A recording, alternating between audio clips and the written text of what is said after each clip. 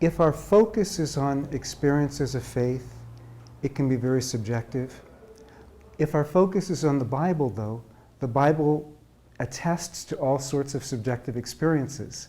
I mean, if we live in the world of the Bible, the theological world of the Bible, we can expect God to often work in our lives in ways that will give us testimonies of experiences with God.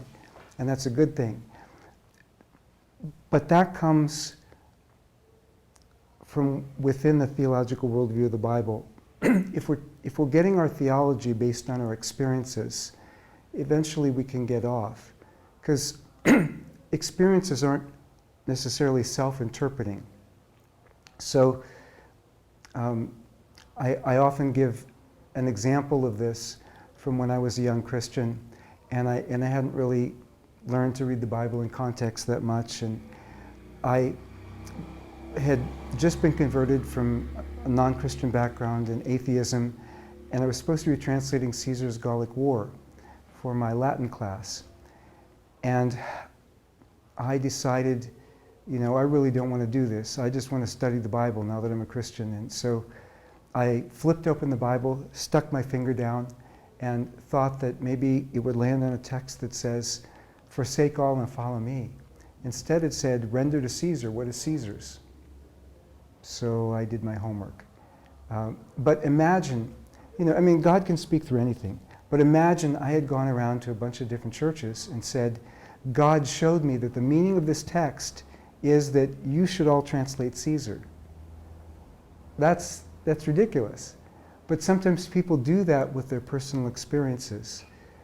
And sometimes God speaks to us something personally in our lives that's just for us personally. And sometimes it's not God speaking, it's our imagination. We want to be expectant. We want to have faith and trust God to reveal himself to us. But to stay within the parameters of Scripture, to stay within the parameters of the way that God has revealed himself through history, it's going to be consistent with what God has revealed in Scripture. And if it's not consistent with it, like certain ideas that God will necessarily make you wealthy if you have faith, which is neither the teaching of Jesus, nor was it the teaching of people of faith through most of history. Or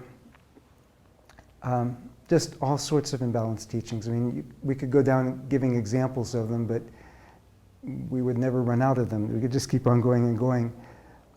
The way to avoid that is to read Scripture consistently, faithfully, and in context, and trust the Spirit to lead us that way.